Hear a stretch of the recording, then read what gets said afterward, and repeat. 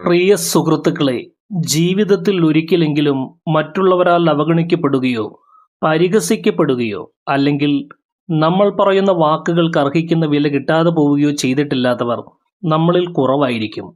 പലപ്പോഴും നമ്മൾ ഒരിടത്ത് സംസാരിക്കുമ്പോൾ ആളുകൾ ഫോണിലേക്ക് നോക്കിയിരിക്കുന്നത് കാണാം. അല്ലെങ്കിൽ നമ്മൾ ഗൗരവമായി പറയുന്ന കാര്യങ്ങളെ വെറുമൊരു തമാശയായി തള്ളിക്കളയുന്നത് കാണാം. ആ സമയങ്ങളിൽ നമ്മൾ ചിന്തിക്കാറുണ്ട്, എന്തുകൊണ്ടാണ് ആളുകൾ എന്നെ ഇത്ര ലളിതമായി കാണുന്നത്? എന്തുകൊണ്ടാണ് എനിക്ക് അർഹിക്കുന്ന ആ ബഹുമാനം കിട്ടാത്തത് എന്ന്? സമൂഹത്തിൽ ബഹുമാനം എന്നത് ആരുടെയെങ്കിലും മുന്നിൽ കൈനീട്ടി ചോദിച്ചു വാങ്ങേണ്ട ഒന്നല്ല, മറിച്ച് നമ്മുടെ വ്യക്തിത്വത്തിന്റെ കാന്തിക ശക്തി കൊണ്ട് ആളുകളെ കൊണ്ട് കൊടുപ്പിക്കേണ്ട ഒന്നാണ്. ആയിരക്കണക്കിന് വർഷങ്ങൾക്ക് മുൻപ് ഭാരതം കണ്ട ഏറ്റവും വലിയ തന്ത്രജ്ഞനായ ആചാര്യ ചാണക്യൻ തന്റെ ചാണക്യനീതിയിലൂടെ മനുഷ്യ മനസ്സിന്റെ ഈ മനഃശാസ്ത്രം കൃത്യമായി പറഞ്ഞു തന്നിട്ടുണ്ട്. ഒരു വ്യക്തി തന്റെ അന്തസ്സും മൂല്യവും എങ്ങനെ കാത്തുസൂക്ഷിക്കണമെന്ന് അദ്ദേഹം പഠിപ്പിക്കുന്നു.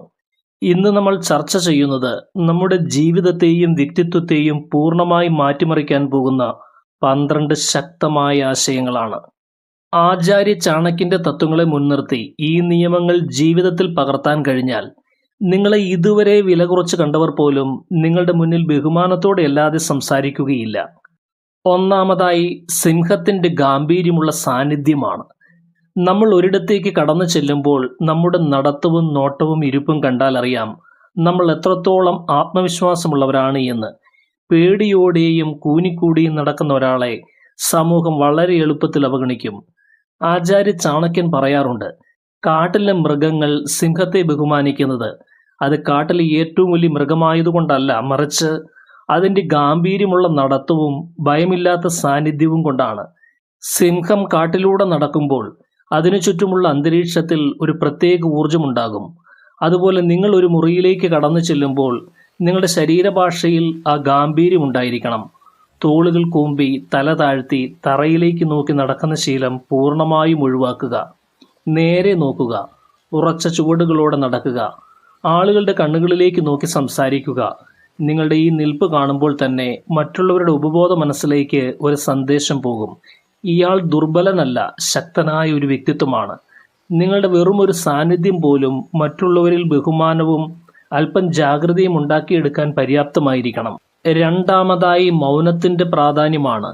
എല്ലാ കാര്യങ്ങളിലും കയറി ഇടപെടുകയും അനാവശ്യമായി സംസാരിക്കുകയും ചെയ്യുന്നവർ സ്വന്തം വിലയാണ് കളയുന്നത്.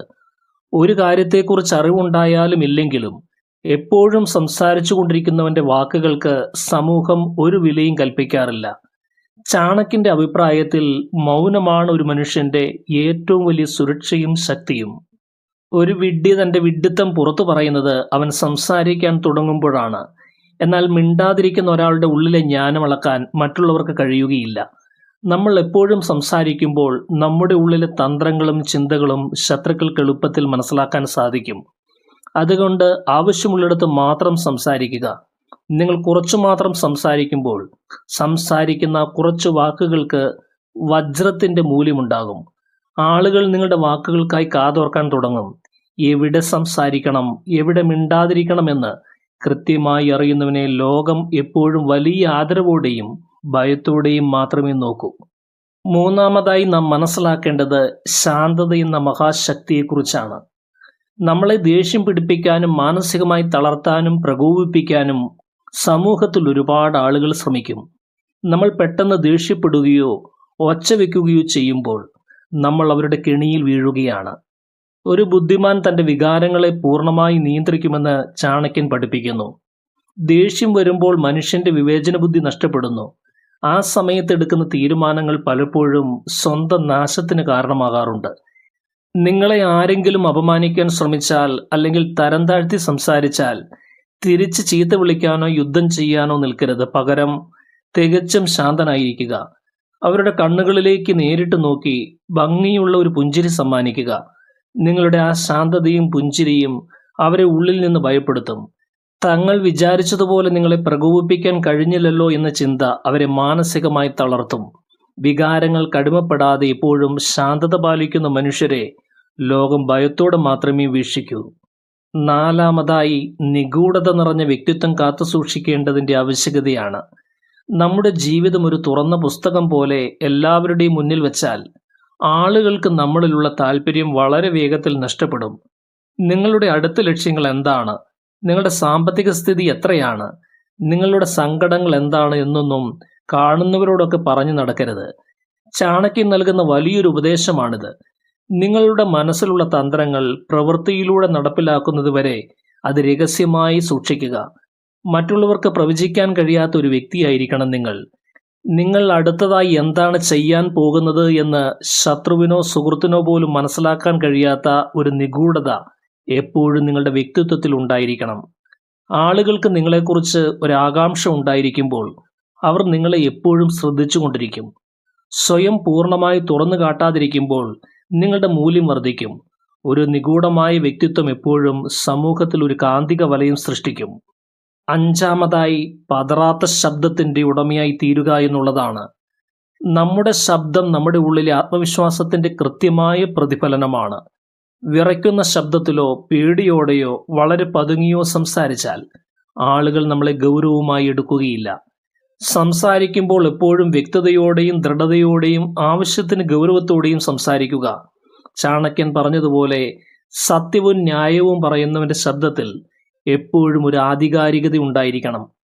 അനാവശ്യമായി വാക്കുകൾ വലിച്ചു നീട്ടുകയോ കാര്യമില്ലാതെ സംസാരിക്കുകയോ ചെയ്യരുത്. നിങ്ങൾ പറയുന്ന ഓരോ വാക്കും കൃത്യമായ ലക്ഷ്യത്തോടെയും ആത്മവിശ്വാസത്തോടെയും പുറത്തേക്ക് വരണം. പതുങ്ങി പതുങ്ങി സംസാരിക്കുന്നവരുടെ വാക്കുകൾ എത്ര ശരിയാണെങ്കിലും ആരും വിലവയ്ക്കില്ല. എന്നാൽ ഉറച്ച പതറാത്ത ശബ്ദത്തിൽ സംസാരിക്കുന്നവരുടെ വാക്കുകൾ തെറ്റാണെങ്കിൽ പോലും കേൾവിക്കാർ ഒരു നിമിഷം ആലോചിച്ചു പോകും. നിങ്ങളുടെ വാക്കുകൾ കേൾവിക്കാരന്റെ മനസ്സിലേക്ക് നേരിട്ടിറങ്ങുന്ന രീതിയിൽ ഒരായുധം പോലെ മൂർച്ചയുള്ളതായിരിക്കണം. ആറാമതായി, നിങ്ങൾ എല്ലാവർക്കും എപ്പോഴും കിട്ടുന്ന വ്യക്തിയായി തീരാതിരിക്കുക എന്നുള്ളതാണ്. നമ്മൾ എല്ലാവർക്കും എപ്പോഴും ലഭ്യമായാൽ ആളുകൾക്ക് നമ്മളോടുള്ള ബഹുമാനം തനിയെ കുറയും. എല്ലാ ഫോൺ കോളുകൾക്കും അപ്പോൾ തന്നെ മറുപടി നൽകുക. ആരെവിടെ വിളിച്ചാലും സ്വന്തം കാര്യങ്ങൾ മാറ്റിവെച്ച് ഓടിച്ചെല്ലുക തുടങ്ങിയ ശീലങ്ങൾ നിങ്ങളുടെ വില പൂർണ്ണമായി കളയും. ചന്ദനമരങ്ങൾ ധാരാളമുള്ള കാട്ടിൽ ജീവിക്കുന്ന ആളുകൾ അതിനെ വെറുമൊരു വിറകായി മാത്രമേ കാണൂ എന്ന് ചാണക്യൻ ഓർമ്മിപ്പിക്കുന്നുണ്ട്. അതിൻ്റെ സുഗന്ധത്തെയോ മൂല്യത്തെയോ അവർ ബഹുമാനിക്കില്ല, കാരണം അതവിടെ സുലഭമാണ്. അതുപോലെ നിങ്ങളുടെ സാന്നിധ്യവും എപ്പോഴും സുലഭമായിരിക്കരുത്. നിങ്ങളുടെ സമയം വിലപ്പെട്ടതാണ് എന്ന് മറ്റുള്ളവരെ ബോധ്യപ്പെടുത്തുക. നിങ്ങൾ എപ്പോഴും തിരക്കിലാണെന്നല്ല, മറിച്ച് നിങ്ങളുടെ സാന്നിധ്യത്തിന് ഒരു മൂല്യമുണ്ട് എന്ന് ആളുകൾക്ക് മനസ്സിലാകണം. നിങ്ങളുടെ സാന്നിധ്യം എളുപ്പത്തിൽ കിട്ടാത്ത ഒന്നാക്കി മാറ്റുമ്പോൾ ആളുകൾ നിങ്ങളെ കൂടുതൽ ബഹുമാനിക്കാനും നിങ്ങളുടെ സമയത്തെ വിലമതിക്കാനും തുടങ്ങും. ഏഴാമതായി, സ്വാഭിമാനത്തിന്റെ അതിരുകളാണ്. മറ്റുള്ളവരെ പ്രീതിപ്പെടുത്താൻ വേണ്ടിയോ അല്ലെങ്കിൽ അവിടെയുള്ള പ്രശ്നങ്ങൾ താൽക്കാലികമായി ഒഴിവാക്കാൻ വേണ്ടിയോ എപ്പോഴും എല്ലാ കാര്യങ്ങൾക്കും സോറി പറയുന്ന ശീലം ചിലർക്കുണ്ട്. നിങ്ങളുടെ ഭാഗത്ത് തെറ്റുണ്ടെങ്കിൽ മാത്രം അന്തസ്സോടെ ക്ഷമ ചോദിക്കുക. എന്നാൽ ഒരു തെറ്റും ചെയ്യാതെ അനാവശ്യമായി എപ്പോഴും കുനിയുന്നവരെ ലോകം കൂടുതൽ ചവിട്ടി താഴ്ത്തും. സ്വാഭിമാനം നഷ്ടപ്പെടുത്തി ജീവിക്കുന്നതിനേക്കാൾ നല്ലത് മരണമാണ് എന്ന് ചാണക്യൻ പറയുന്നു. നിങ്ങൾക്ക് നിങ്ങളോട് തന്നെ ബഹുമാനമില്ലെങ്കിൽ ഈ ലോകം നിങ്ങളെ ഒരിക്കലും ബഹുമാനിക്കുകയില്ല. നിങ്ങളുടെ വ്യക്തിത്വത്തിന് ചുറ്റും കൃത്യമായി ചില അതിരുകൾ ഉണ്ടായിരിക്കണം. മറ്റുള്ളവർ നിങ്ങളുടെ ആ അതിരുകൾ ലംഘിക്കാൻ തുനിഞ്ഞാൽ അവിടെ ശക്തമായി നോ പറയാൻ പഠിക്കുക. സ്വന്തം അന്തസ്സ് ഏത് സാഹചര്യത്തിലും കാത്തു സൂക്ഷിക്കാൻ പഠിക്കുന്നവനെ മാത്രമേ സമൂഹം ഒരു ശക്തനായ വ്യക്തിയായി അംഗീകരിക്കൂ. എട്ടാമതായി, സമയമറിഞ്ഞു പ്രതികരിക്കുക എന്നുള്ളതാണ്. ഒരു പ്രശ്നമുണ്ടാകുമ്പോൾ അല്ലെങ്കിൽ ആരെങ്കിലും നിങ്ങളെ ആക്രമിക്കാൻ വരുമ്പോൾ ഉടൻ തന്നെ ചാടി വീണ് മറുപടി കൊടുക്കരുത്. ബുദ്ധിയുള്ളവർ എപ്പോഴും അല്പം സമയമെടുക്കും. പെട്ടെന്ന് പ്രതികരിക്കുന്നവർ തങ്ങളുടെ തന്ത്രങ്ങൾ ശത്രുവിന് മുന്നിൽ പെട്ടെന്ന് വെളിപ്പെടുത്തുകയാണ് ചെയ്യുന്നത്. പാമ്പ് വിഷമില്ലാത്തതാണെങ്കിൽ പോലും അത് വിഷമുള്ളതാണ് എന്ന് അഭിനയിക്കണമെന്ന് ചാണക്യൻ പറയുന്നുണ്ട്. അതായത് എപ്പോൾ കടിക്കണമെന്ന കൃത്യമായ തന്ത്രം പാമ്പിനും ഉണ്ടായിരിക്കും. അതുപോലെ ഒരു പ്രതിസന്ധി വരുമ്പോൾ മനസ്സ് ശാന്തമാക്കി വെക്കുക. സാഹചര്യം പൂർണ്ണമായി വിലയിരുത്തുക. ശത്രുവിന് എപ്പോൾ എങ്ങനെ മറുപടി നൽകണമെന്ന് കൃത്യമായി ആസൂത്രണം ചെയ്ത് മാത്രം പ്രതികരിക്കുക. ഈ തന്ത്രപരമായ നീക്കവും ചിന്തിച്ചുള്ള പ്രതികരണവും നിങ്ങളെ സമൂഹത്തിൽ ഒരു അജയ്യനായ വ്യക്തിയാക്കി മാറ്റും. ഒൻപതാമതായി, ദൗർബല്യങ്ങൾ മറച്ചുവെക്കേണ്ടതിൻ്റെ ആവശ്യകതയാണ്. നമ്മുടെ കുറവുകളും സങ്കടങ്ങളും പരാജയങ്ങളും മറ്റുള്ളവരുടെ മുന്നിൽ കാണിച്ച് ഒരിക്കലും സഹതാപം പിടിച്ചുപറ്റാൻ ശ്രമിക്കരുത്.